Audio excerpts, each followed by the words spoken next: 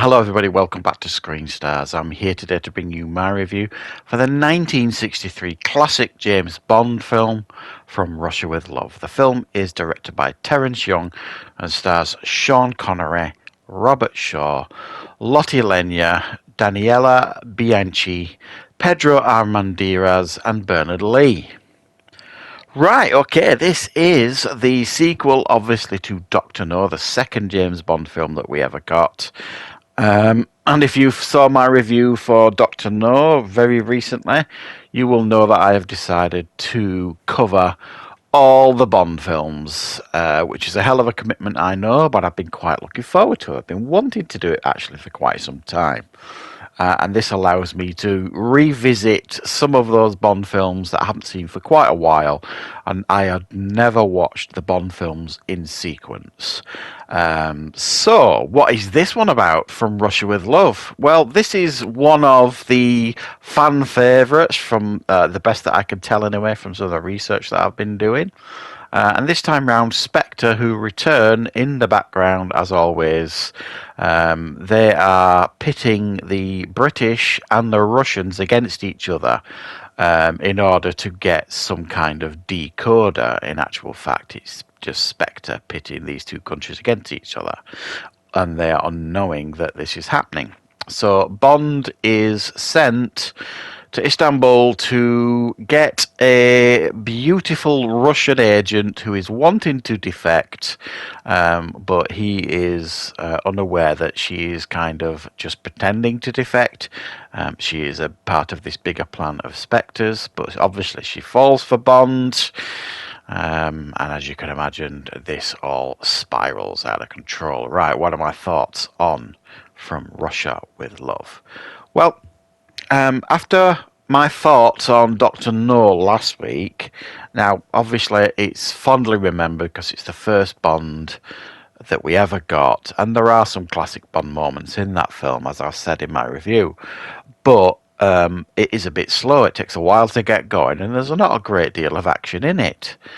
Well, they certainly rectified that this time round. There's a heck of a lot more action in this one. Yeah, it is a little bit slow at times, but when you compare it to Doctor No, they do feel very, very differently. Sean Connery is, again, oozing class here as James Bond, gets more and more comfortable as the first two movies go on, and arguably at his absolute best in the next one, which is Goldfinger, which I will be covering next, obviously. This actually, I thought, was a very well put together, like, spy caper, and you get to see a lot of, Bond moments that kind of become like a staple of the series. You get like the Bond song. You get Q for the first time making his appearance, Desmond Llewellyn. He doesn't do a great deal. He's not in it very long. He hands over the suitcase to Bond. But it's obviously an important part of the series because he does obviously return for many, many years to come. We've got one of the most memorable villains of the series with Robert Shaw as Grant. The shadow version of James Bond, the Russian version of James Bond, you could say.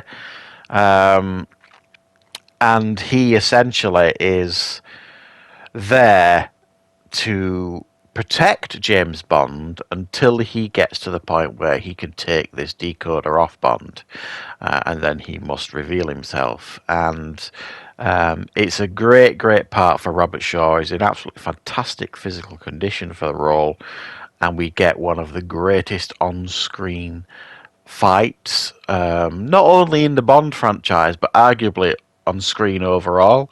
The train sequence between him and Robert Shaw, the fight, is outstanding, memorable, brutal, and it works just brilliantly. And what obviously one they tried to recreate many, many years later, or pay homage to in Spectre with Dave Bautista and Daniel Craig. You get some other cool sequences with like the helicopter and Bond trying to shoot it down, things like that. And it overall, I think, works very well. I think the conclusion on the Orient Express is absolutely fantastic. It works really well. You get lots of classic moments. You get Lottie Lenya's character from Spectre, basically, with the knife in the shoe thing sort of going on, which obviously it has had a lot of inspiration for the Austin. I mean, we know Bond has obviously been a massive inspiration for the Austin Powers films, but there's the Lottie Lenya character, Rosa Klebb, is obviously caricatured in the Austin Powers films as Dr. Evil's number 2, is it? Or number 3? I can't remember. But I would actually like to revisit those films and rewatch them. I've not seen them for a long time.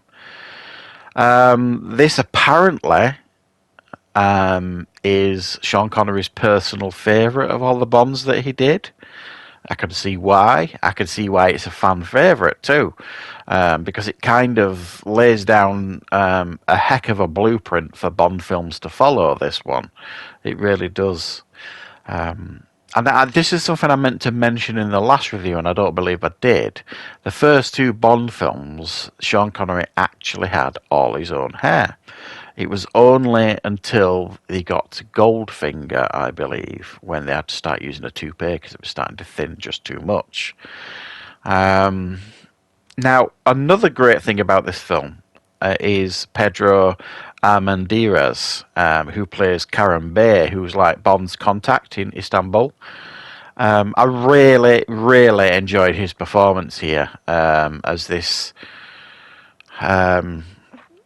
I don't know what to call him, really. He's almost like a Turkish mob boss in some ways, but he's very, very likable. And I very much enjoyed his performance. And you may not know that he was, unfortunately,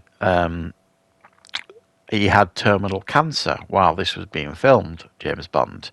So they had to kind of cut down his part a little bit in order for him to finish the film so he could get the money for his family. I thought that it was... quite sad in one sense, but nice in another, in a sense that he could kind of do it and leave a lasting memory, like on James Bond cinema.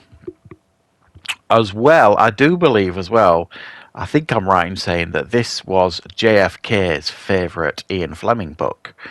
And JFK was part of the reason why the James Bond books started to become so popular, because apparently there was a newspaper reported or interview done with JFK, or it might have been a magazine, where they asked him what his favourite books were, and he put From Russia with Love on there. And that kind of exploded the popularity of the Bond books, and this was before Dr. No. Which I thought was, really quite interesting. The film was obviously massively successful. It did very, very well at the box office. So therefore, it proved that this was a massively successful franchise. But if you like, as successful as this was compared to Dr. No, it was nothing compared to the success that they would experience with Goldfinger, which was an absolute juggernaut and really sparked the spy craze of the 60s. But we'll get to that when I get to Goldfinger. I'm really looking forward to that one because many feel that is the definitive James Bond film. It's probably one that sticks in the memory more than some of the earlier ones for me. So yeah, I'm inclined to agree right now, but I'm looking forward to rewatching it to really find out what my thoughts are on this one, sort of thing. Interestingly as well, because I've never read From Russia with Love. I have read a couple of Bond books over the years. Many years ago, I used to kind of try and collect first editions of books, and quite popular ones were James Bond first editions. So I had a handful of first edition James Bond books in my 20s, I'd say.